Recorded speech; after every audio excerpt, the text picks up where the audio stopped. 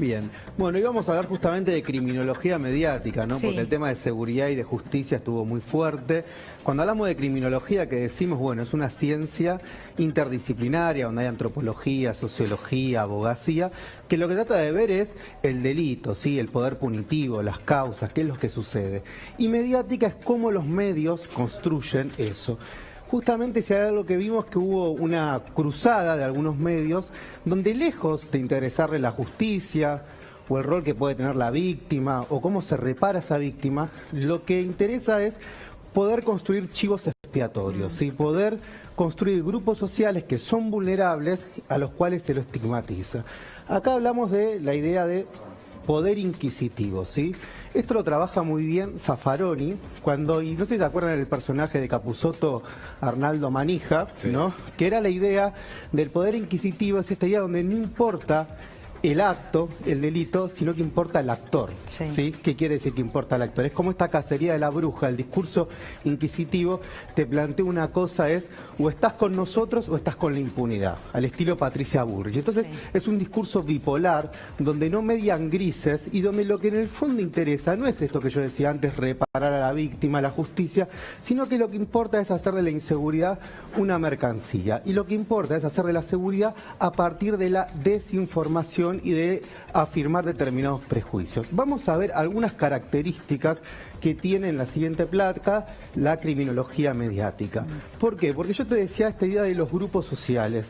Es muy importante tener en cuenta que siempre se apunta a los grupos sociales subalternos, es decir, a los pobres. Vos, por ejemplo, en Estados Unidos, de más de 2 millones de presos que hay, la mayoría por delitos menores, es decir, estamos hablando de hurtos, de robos simples, que son latinos, inmigrantes y pobres, ¿sí? Entonces siempre hay una idea de estigmatizar a ese grupo social y de ponerlo en esta idea de las cacerías de las brujas, volviendo al tema del poder inquisitivo, a partir de determinadas semejanzas. Entonces lo que termina haciendo este discurso es que, lejos de importarle los datos y lejos de importarle resolver el delito, lo que le interesa es resolver el temor al delito, que es una cosa distinta, el temor al delito, que el delito en sí mismo. Entonces vamos a ver algunas de las características. Decimos neopunitivismo. ¿Sí? ¿Qué significa este neopunitivismo?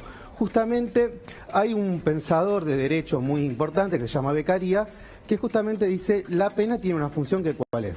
Prevenir, ser proporcional al delito cometido, porque lo que suelen hacer es mezclar todos los delitos. Es lo mismo un robo simple que un homicidio o una violación. Y por lo general seleccionan delitos, porque las fugas de capitales son como delitos que los ponen de Claro. segunda, por decirlo de alguna manera. Sí, no tan y el grave, robo ¿no? de un pibe de un barrio popular Sí. lo ponen como de primera. Entonces Definitivamente. ahí hay una idea muy fuerte de una selección que se hacen de delitos. Entonces tenemos el neopunitivismo. Que se elegía el delincuente. Exactamente. El delincuente, el guante blanco y el delincuente el chorro. Hay un sociólogo llamado Sutherland que decía: no solo los pobres cometen delito, ¿no? Porque investigaba justamente el delito de guante blanco. Entonces, ¿qué dice el neopunitivismo? El neopunitivismo lo que dice es: no le importa la pena para resocializar, no le importa la pena para prevenir. Es esta idea de mano dura y no hay un intermedio. Efobofobia, ¿qué significa esto? El temor a los jóvenes, ¿sí? Porque lo que le importa acá es esta idea de un nosotros y ellos, los decentes versus los que no son decentes.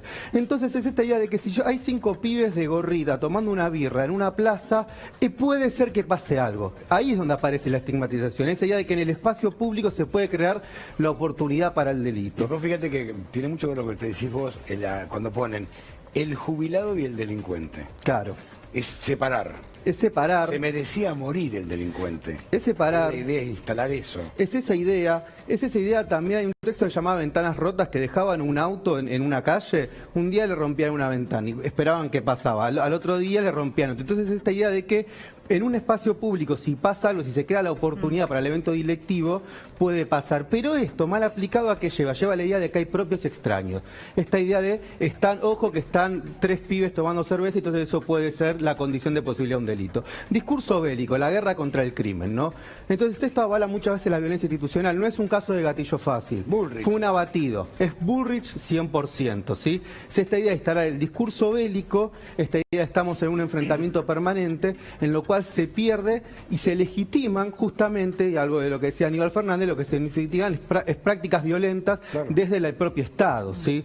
Por eso, por ejemplo, cuando los organismos de derechos humanos dicen ningún pibe nace chorro, lo que están diciendo, ojo, porque con estos discursos bélicos, al fin de cuentas, hay países, por ejemplo, que son más los asesinatos que cometen la policía contra los adolescentes que a los homicidios que cometen los adolescentes. Tenemos un cuarto que es esta idea de la higiene social, esta idea de que hay que purificar la sociedad.